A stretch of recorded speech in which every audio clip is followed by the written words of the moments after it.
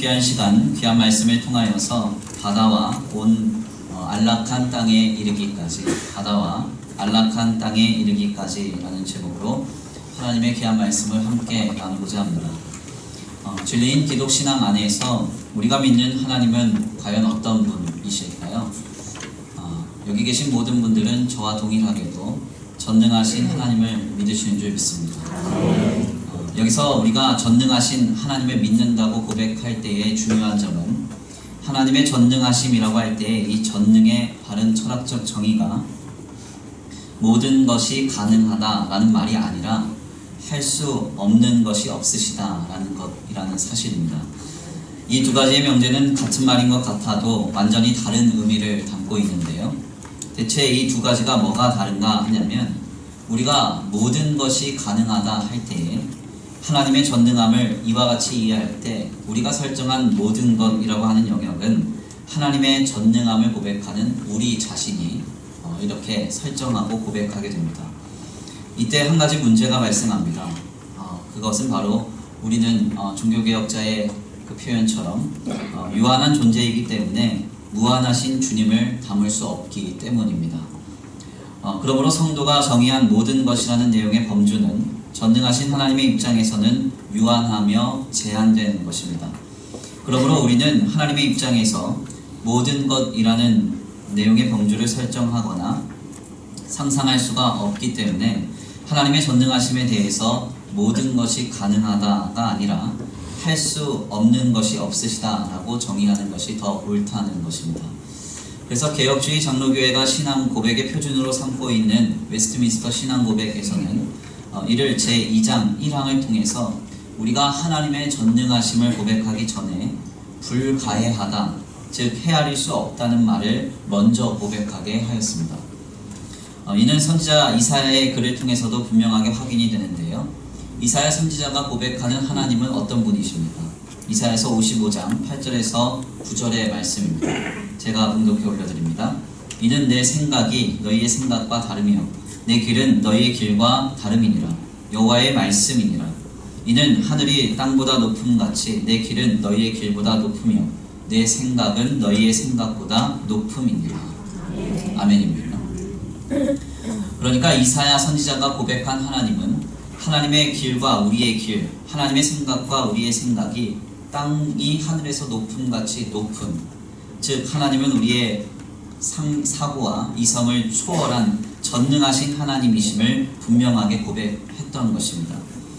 이는 창세기서 17장의 말씀을 통해서 하나님의 속성 중 하나인 전능함, 즉 엘샤다이라고 하는 하나님의 전능함으로 우리에게 고백되기도 합니다. 그러니까 우리가 오늘 믿고 고백하는 하나님은 우리가 헤아릴 수 없는 모든 것, 즉 할 수 없는 일이 없으신 전능한 하나님이신 것입니다. 특별히 하나님의 말씀인 성경은 이 하나님의 속성인 전능성을 매우 중요하게 강조합니다. 그래서 성경은 하나님의 첫 사역을 창조, 즉 무에서 유가 생겨나는 역사로 그 첫 시작을 알려줍니다. 이는 오직 하나님만이 하실 수 있는 역사입니다. 오늘날 과학과 기술은 너무나 비약적인 발전을 이루고 있습니다. 그래서 요 근래 발표되는 생물학적인 기술의 내용이나 혹은 IT 기술의 내용의 면면을 들여다보면 과연 인간이 어디까지 할 수 있는가에 대한 기준이 불분명해지는 시대에 돌입하였습니다. 그래서 유발 하라리와 같은 역사학자는 이제 호모 데우스의 시대로 우리가 접어들었다 이렇게 말해요. 여기서 이제 호모라는 이 말은 인간이라는 뜻이고요. 데우스라는 말은 하나님이라는 뜻입니다. 그러니까 이제 우리가 사는 시대는 호모 데우스, 인간이 신이 되는 시대가 우리가 사는 시대다 이렇게 말하고 있는 것입니다. 그러나 분명한 사실은 아무리 과학과 기술이 발달을 거듭해도요, 인간이 유에서 또 다른 유를 만들어낼 수는 있지만 무에서 유를 창조해낼 수는 없습니다. 인간이 다 할 수 있는 것 같지만 아니라는 것이죠. 인간은 여전히 피조된 세계 속에서 만물의 영장인양 행세를 할 뿐이지 그가 창조주가 된 것처럼 행세를 해서는 안 된다는 것입니다. 인간은 여전히 인간일 뿐이고 우리 하나님은 오직 유일한 창조주 하나님이신 것입니다. 특별히 구약의 창조기사에서 계속적으로 강조된 한 가지 부사구는 모든 창조의 여정 속에서 하나님은 하나님이 보시기에 좋은 대로 창조하셨다는 것입니다. 우리는 바로 여기에서 주님이 보시기에 좋다면 그 주님은 못하실 일이 없으신 주님임을 확인하게 됩니다. 이는 신약시대에 이르러 예수님이 보여주신 첫 사역에서도 동일하게 확인이 됩니다. 요한복음서 2장 말씀에 따르면요, 예수님이 오늘 우리에게 처음 그분이 감당하신 사역으로 증언되는 현장은 가나의 혼인잔치에서 물을 포도주로 바꾸시는 역사였습니다. 많은 신약의 성서학자들은 이에 대해서 율법의 정결례를 위한 항아리에 담겨진 물이 요한복음서에서 피로 상징되는 포도주로 바뀌는 역사, 즉 율법에서 복음으로의 전환을 알리는 예수 그리스도의 첫 사역을 바로 이 가나의 혼인잔치다 라고 이렇게 평가하지만요, 그럼에도 불구하고 우리가 이 사역의 현장에서 전해지는 분명한 팩트, 한 가지 사실을 우리는 간과해서는 안 됩니다. 그것은 바로 물이 포도주로 바뀌어졌다는 것입니다. 화학 원소로 볼 때 물은 H2O입니다. 그리고 포도주는 정확한 화학식을 알 수는 없지만 술, 즉 포도주를 에탄올로 볼 때 C2H5OH가 됩니다. 중요한 점은 인간이 가진 화학적 지식으로는 하늘이 무너져도 물이 에탄올이 될 수는 없습니다. 물을 떠다 준다고 해서 물은 결코 술이 될 수 없다는 것이죠. 그러나 우리 예수님은 그분의 첫 사역인 가나의 혼인잔치가 열려지는 현장 속에서 주의 말씀에 순종하여 물을 떠다 주었더니 그것이 가장 맛이 좋은 포도주가 되었다라고 전하고 있습니다. 그러니까 성자 예수님이 인간이 할 수 없는 그것을 그분의 뜻에 따라서 행하셨다는 것입니다. 그러므로 신약 성경에서 예수님의 첫 사역을 다루고 있는 가나의 혼인잔치에서 우리가 분명하게 확인할 수 있는 한 가지는 하나님의 분명하신 속성, 즉 전능성입니다. 하나님이 원하신다고 하면 하나님의 뜻에 따라서 모든 것이 주님의 섭리와 주권 가운데 하나님이 능히 감당하신다는 것입니다. 우리는 바로 여기에서 율법에서 복음으로의 전환, 즉 하나님께서 그의 사역을 이루시고 그분의 뜻을 전하기 위해서는 주님은 못하실 일이 없다는 사실을 확인하게 됩니다. 오늘 우리가 믿고 있는 하나님은 바로 이런 분이십니다. 우리 하나님은 그래서 전능하십니다. 그분의 뜻과 섭리에 따라서 못하실 일이 없으시다는 것입니다. 우리가 옛날에 불렀던 그 찬송 하나가 있습니다. 어린이 찬송입니다. 우리 하나님은 크고 힘있고 능있어 못할 일 전혀 없네. 아멘입니다. 네, 주일학교 좋은 곳 나온 분들만 이 찬양을 합니다. 네, 우리 하나님은 크고 힘있고 능있어 못하실 일 전혀 없네. 아멘입니다. 우리가 여기까지의 말씀을 나누면서 그런데 한 가지 생각해 보아야 할 내용이 있습니다. 그것은 바로 우리가 전능하신 하나님을 신앙하며 하나님은 못하실 일이 없으시다 이렇게 고백하고 그분을 신앙해야 할 때가 많은데요, 우리는 너무나 많은 순간에 하나님은 못하실 일이 없습니다가 아니라 하나님은 내가 생각하기에 모든 것을 하실 수 있습니다 라고 고백할 때가 많다는 것입니다. 물론 후자의 경우에 단순히 믿음이 없다고 할 수는 없습니다. 충분한 믿음이 있어 보입니다. 그러니까 그도 하나님이 내 생각에 할 수 있는 모든 것을 하실 수 있습니다 이렇게 고백하는 것입니다. 그러나 여기서의 문제는 우리가 앞서 나눈 바와 같이 하나님이 하실 수 있는 모든 것이라고 정의를 할 때 그 모든 것이 내가 생각한 조건과 상태 그리고 상황과 계획의 뜻으로 제한된 영역의 것이라는 데에 문제가 있습니다. 그러다 보니까 평상시에는 충분한 믿음이 있는 것 같아 보이지만 어떠한 상황과 조건 그리고 환경이 자신의 생각과 판단과 맞지 않거나 어떤 결정적인 순간이 벌어지게 되면 그는 믿음이 하나도 없는 것처럼 행동한다는 것입니다. 실상 이렇게 하나님의 능력과 역사를 제한하는 것은 진정한 신앙인이 보이는 모습이 아니라 우상 숭배자들이 보였던 모습이었습니다. 사실 우리의 주변의 많은 종교인들을 보면요, 실상 그들이 믿는 우상 앞에 그 우상이 정말 할 수 없는 모든 것까지도 다 해준다 이렇게 생각하지 않습니다. 다만 자신이 유리한 대로 삶의 일이 이루어지는 데 도움을 줄 것이다 라고 생각을 하죠. 그래서 그들은 도저히 상상할 수 없는 우상의 역사와 우상의 능력을 신뢰하는 것이 아니라 다만 자신의 삶을 유익하게 만드는 방편으로서 종교 생활을 하는 것입니다. 그러나 우리가 믿는 진리인 기독신앙은 다릅니다. 우리는 데오 볼렌테, 하나님의 뜻이라면 무엇이든지 이루어질 줄 믿습니다. 아멘입니다. 우리는 하나님이 보시기에 좋은 것, 하나님이 원하시는 것이라면 우리 하나님은 못하실 일이 없으시는 줄 믿는 것입니다. 그러므로 우리는 지금 그 전능하신 하나님이 우리와 함께 하실 줄 믿고 신앙해야 합니다. 특별히 오늘 이 주일 아침에 전능하신 하나님을 향한 우리의 신앙이 온전히 회복되기를 간절히 축원합니다. 세상이 뭐라고 하든지 사람이 무엇이라고 하든지 하나님이 원하시고 기뻐하신다면 그분의 주권과 섭리 가운데 할 수 없는 것이 없으신 하나님을 향한 우리의 믿음이 굳건하게 세워지는 이 거룩한 주일 예배의 자리가 되기를 간절히 축원합니다. 바로 이러한 관점에서 오늘 본문의 말씀은 우리에게 큰 깨달음을 줍니다. 오늘 본문의 말씀은 야곱이 그의 아들인 스불론과 이사갈에게 전하는 간곡의 말씀입니다. 간혹 성경을 잘 아시는 분들은 왜 야곱이 5번째 그리고 6번째 아들인 단과 납달리에게 먼저 간곡하지 않고 스불론에게 그리고 이사갈에게 간곡을 합니까? 이렇게 질문하곤 합니다. 사실 야곱의 5째 그리고 6번째 아들인 단과 납달리는 라헬의 시녀인 비라를 통해서 낳은 아들입니다. 그리고 7번째와 8번째 아들인 갓과 아셀은 레아의 종인 실바를 통해 낳은 아들입니다. 그렇기 때문에 마지막 말을 듣는 순서가 뒤로 밀렸습니다. 야곱은 가장 먼저 레아가 직접 낳은 아들부터 간곡을 하였는데요. 오늘 본문 말씀에 야곱에게 마지막 말을 듣는 스불론과 이사갈은 생물학적 아들의 순서로는 9번째 그리고 10번째의 아들이었지만 레아가 직접 낳은 아들로서는 5번째 그리고 6번째 아들이었습니다.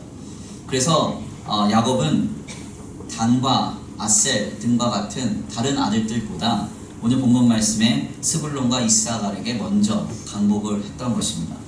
특별히 야곱은 이 스불론과 이사갈에게 마지막 말로서 풍요의 복을 선포합니다.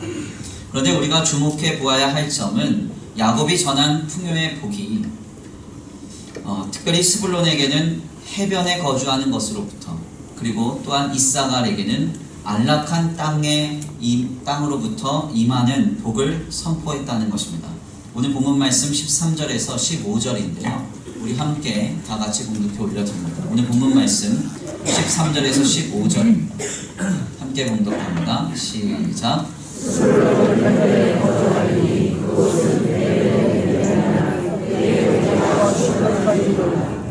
이사갈은 양의 뿌리 사이에 들어앉은 혼자만 가기보다 그는 쉴 곳을 보고 좋게 여기며 토지를 보고 아름답게 여기고 어깨를 내려 짐을 메고 앞제 아래에서 승리를 이룬다. 아멘. 오늘 본문 말씀 13절에서 15절 말씀에 따르면요, 특별히 아버지 야곱이 그의 아들인 스불론에게 간곡한 내용은 그가 해변에 거주하게 될 것이라는 사실이었습니다. 특별히 야곱이 이 스불론의 경계를 시돈으로 둔 것을 보면 당대의 해변에서 각종 얻을 수 있는 자원이 많았기 때문에 당시 가장 큰 항구 도시였던 시돈에 견줄 만큼 강대한 해안 지경을 갖게 된다는 것을 의미하는 간곡의 선언이었습니다. 즉 스불론은 야곱으로부터 해안가를 중심으로 풍요롭게 되는 복을 약속받은 것입니다. 또한 야곱에게 있어서 이사갈에게 선포된 복은 그가 건장한 나귀로서 쉴 곳과 토지를 얻게 되는 것을 간곡하는데요. 여기서 우리말 쉴 곳으로 번역된 히브리말 메누아와 토지로 번역된 히브리말 예레츠는 15절 후반부에 이어지는 증언인 압제와 섬김을 받기에 넉넉하고 부족함이 없게 하는 땅을 의미하기 때문에 이는 표준 번역의 성경과 같이 편한 땅과 안락한 땅으로 번역하는 것이 좀 더 원어에 가깝습니다. 결국 이사갈은 아버지 야곱으로부터 편안한 토지, 즉 안락한 땅을 중심으로 풍요롭게 되는 복을 약속받은 것입니다. 실상 이는 굉장히 인상적인 내용입니다. 왜냐하면 우리가 창세기서 27장에서부터 오늘 본문 말씀에 이르기까지 증언되는 야곱의 일생을 잘 들여다보면요, 야곱은 그간 해안가를 단 한 번도 방문한 적이 없었을 뿐더러 거주한 적은 더더욱 없었기 때문입니다. 그리고 여기서 더 나아가 야곱은 그의 일평생 그의 삶 속에서 안락한 땅에 거주하며 살아보았던 경험도 없습니다. 그래서 오죽하면 그에게 애굽왕 바로가 그의 나이를 물었을 때 그는 자신의 인생을 험악한 나그네 세월이라고 이렇게 표현했습니다. 늘 나그네와 같이 안락하고 편안한 땅에서 거주하지 못하고 여기저기를 떠돌아다녔던 인생이 바로 야곱의 인생이었다는 것입니다. 그러니까 실상 야곱이 그의 아들 스불론과 이사갈에게 강복했던 내용은 야곱이 그의 일평생 단 한 번도 누려보지도 못했고 경험해보지도 못했던 삶이었습니다. 그럼에도 불구하고 야곱은 매우 담대히 이들을 향하여서 강복했습니다. 어떻게 야곱이 이와 같이 할 수 있었을까요? 그 이유는 간단합니다. 야곱이 전능하신 하나님을 믿었기 때문입니다. 사실 바닷가나 안락한 땅에서 살아본 적도 없는 야곱이 선포하는 이 강복의 내용은 바닷가와 안락한 땅에 거주하여 본 이가 선포하는 내용보다 더더욱 이상적인 것이었습니다. 우리가 한번 생각을 해보세요. 만약에 우리가 어디 여행을 좀 가고 싶은데요. 예를 들면 내가 뭐 미국에 가고 싶다. 난 미국에서 살고 싶어. 이렇게 매번 이제 미국을 동경하는 사람이 있다고 해보십시오. 그러면 이 사람이 말하는 미국과 그 미국에서 실제로 삶을 살아본 사람이 말하는 미국은 그 두 나라가 너무 다를 수밖에 없습니다. 분명하게도 이미 살아본 사람들은 거기에도 살아보면 사람 사는데 다 똑같다고, 별것 없다고, 그리고 부정적인 것도 많다고 이렇게 이야기를 할 것입니다. 그러나 살아보지도 못하고 매번 동경만 한 이가 말하는 미국은 마치 토마스 무어가 유토피아라는 책에서 이야기한 것과 같이 굉장히 동경할 만한, 굉장히 추함된 장소로서 그렇게 인식될 것입니다. 이러한 방향에서 단 한 번도 바닷가에 거주하지 못하고 단 한 번도 안락한 땅에 거주하지 못했던 야곱이 스불론과 이사갈에게 바닷가와 안락한 땅을 받을 풍요의 복을 선포했다는 것은 그의 아들들에게 하나님께서 자신의 경험과 예상 그리고 기대를 뛰어넘어 차고 흔들어 넘치도록 복 주시기를 구하였다는 것을 의미하는 것입니다. 즉 야곱은 자신이 단 한 번도 경험해보지도 못했고 상상해보지도 못했던 삶이었지만 다만 전능하신 하나님을 붙들고 그들에게 하나님께서 역사해 주시기를 다만 강복했던 것입니다. 하나님은 바로 이 야곱의 신앙을 보셨습니다. 그래서 오늘 본문 말씀 이후의 말씀인 신명기서 33장에 따르면 오늘 본문 말씀에 기록된 야곱의 모든 강복이 다 이루어졌음이 확인이 됩니다. 신명기서 33장 18절에서 19절인데요.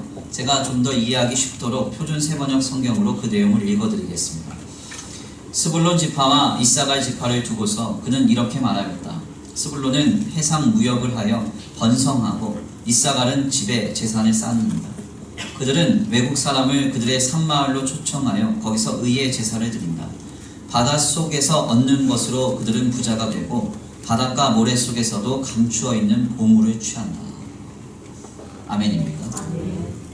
이것이 바로 이사갈과 그리고 스불론이 받았던 복이었습니다. 아버지 야곱이 전능하신 하나님을 붙들고 자신이 가보지도 못하고 경험해보지도 못한 삶을 담대히 신앙으로 그의 아들 스불론과 이사갈을 향하여 강복하며 선언하였더니 하나님이 이를 그의 믿음대로 이루셨던 것입니다. 우리는 바로 여기에서 야곱의 신앙을 도전받습니다. 오늘 우리가 하나님을 향하여서 주님을 믿는다고 하면서 오늘 우리에게 역사하실 주님을 기대하면서 우리는 하나님의 역사를 어떻게 규정하고 있습니까? 야곱과 같이 한 번도 가보지도 못한 곳이라도 품고 담대히 주님이 하실 일을 소망하고 있습니까? 더 나아가 한 번도 경험해보지도 못한 삶이라도 주님이 원하시면 내게 역사해 주실 줄 믿고 그러한 주님을 우리는 바라고 있습니다. 우리는 과연 전능하신 하나님을 믿고 있습니까? 우리는 못하실 일 없으신 전능하신 하나님을 믿는 그 신앙을 지금 회복해야 합니다. 열왕기상 20장의 말씀을 보면 이스라엘과 전쟁을 앞두고 있었던 아람 군대가 고백하는 한 인상적인 내용이 전해집니다. 그 내용은 열왕기상 20장 23절의 증언으로 우리에게 전해지는데요. 제가 한번 봉독해 올려드리겠습니다. 열왕기상 20장 23절입니다. 아람 왕의 신하들이 왕께 아뢰되 그들의 신은 산의 신이므로 그들이 우리보다 강하였거니와 우리가 만일 평지에서 그들과 싸우면 반드시 그들보다 강할지라. 열왕기상 20장 23절에서 증언하는 내용은 아람 사람들이 여호와 하나님은 산의 신이라서 산을 떠나면 아무런 능력이 없다고 주장하는 모습이었습니다. 그들은 그래서 이스라엘과 산에서 싸우면 승산이 없지만 평지에서 싸우면 전쟁에서 반드시 승리할 것이라고 믿었던 것입니다. 하나님은 이러한 아람 사람들의 생각을 너무나 잘 알고 계셨습니다. 그래서 주님은 자신의 사자를 통해 분명하게 말씀하십니다. 열왕기상 20장 28절입니다. 제가 봉독해 올려드립니다. 그때 하나님의 사람이 이스라엘 왕에게 나와 말하여 이르되 여호와의 말씀에 아람 사람이 말하기를 여호와는 산의 신이요 골짜기의 신은 아니라 하는도다. 그러므로 내가 이 큰 군대를 다 내 손에 넘기리니 너희는 내가 여호와인 줄 알리라 하셨나이다 하느라. 아멘입니다. 주님은 여호와의 사자를 통해서 전한 이 말씀 직후에 아람 군대가 평지에서도 처절하게 패배를 겪는 일을 경험하게 하십니다. 주님이 과연 이 사건을 통해서 우리에게 말씀하시고 교훈하시고자 하는 내용은 뭘까요? 간단합니다. 우리 하나님은 산이나 평지나 바다나 계곡이나 관계없이 일하시며 역사하시는 전능의 주님이심을 우리에게 분명하게 말씀하시는 것입니다. 바로 우리가 믿는 하나님은 이렇게 전능하신 하나님이십니다. 문제는 오늘 우리가 이러한 전능하신 하나님을 믿고 신앙한다고 하면서도 여전히 아람 군대와 같이 반응하고 해석하며 신앙할 때가 많다는 것입니다. 어떠한 조건, 어떠한 상황, 어떠한 환경이 전제되어야만 주님이 일하실 것이라고 예상합니다. 그리고는 만약 그런 상황이 맞지 않는다고 한다면, 그런 배경이 전제되지 않는다고 한다면 우리는 하나님이 역사하실 수 없다고 쉽게 치부해버리는 것입니다. 이는 아람 군대, 즉 비신앙인들의 모습과 같습니다. 주의 성도인 우리는 결코 이와 같은 모습으로 하나님을 신앙해서는 안 됩니다. 우리 주님은 밤이나 낮이나 어제나 오늘도 산이나 바다나 평지나 계곡이나 상관없이 데오블렌트, 다만 하나님의 뜻이면 할 수 없는 일이 없으신 주님이신 줄 우리는 믿어야 합니다. 오직 전능하신 하나님만을 신앙해야 한다는 것입니다. 우리는 지금 이 전능하신 하나님을 향한 우리의 신앙을 새롭게 해야 합니다.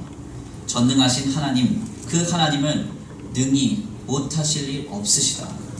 늘 이것이 우리의 고백이 되고 우리의 기도가 되고 우리의 간구가 되어야 한다는 것입니다. 그렇다면 우리는 전능하신 하나님을 향한 우리의 믿음이 흔들릴 때마다 어떻게 해야 할까요? 우리 주님은 우리가 하나님의 전능성을 늘 간과하고 믿음이 흔들릴 줄을 알고 계셨습니다. 그래서 우리에게 주신 주님의 전능하심에 대한 확실한 근거가 있습니다. 그것이 무엇입니까? 그것은 바로 예수 그리스도의 십자가, 주님의 십자가. 주님의 십자가를 보십시오. 예수님의 십자가는 인류 역사상 가장 저주스러운 형벌과 비참의 자리였습니다. 오죽하면 로마의 철학자였던 키케로는 십자가라는 단어 자체가 로마 시민들에게서 그의 생각이나 눈에나 아니면 귀에서조차 아주 제거되어야 한다 이렇게 말했습니다. 왜냐하면 이는 단지 십자가형의 실제적인 집행뿐만 아니라 그것을 언급하는 것마저도 부정하게 여겨졌던 그 당대의 모습 때문이었습니다.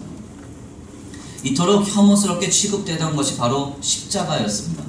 그런데 이 십자가가 어떻게 바뀌어집니까?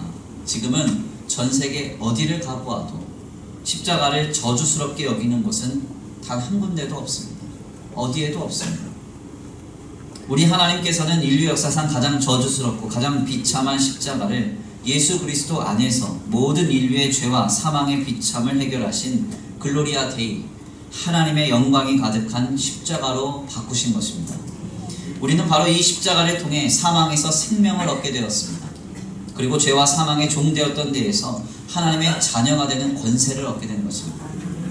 그러므로 성도는 성도의 삶에 경험되는 이러저러한 고단한 현실로 인해서 전능하신 하나님에 대한 신앙이 흔들릴 때마다 바로 이 십자가를 바라보아야 합니다. 십자가, 가장 저주스러운 자리를 가장 영광의 자리로 바꾸신 그 십자가, 모든 죽음을 생명으로 바꾸신 그 십자가, 그 십자가를 목도할 때 우리는 전능하신 하나님에 대한 믿음과 신앙을 회복할 수 있습니다. 저 저주와 비참의 십자가를 바꾸신 우리 하나님이 오늘 우리에게 무엇을 바꾸지 못하시겠습니까? 자기 아들을 아끼지 아니하시고 내어주신 이가 어찌 오늘 우리에게 모든 것을 선물로 주시지 않겠습니까? 아멘입니다. 하나님을 향한 믿음이 흔들릴 때마다 우리는 예수 그리스도의 십자가를 바라보아야 하는 것입니다.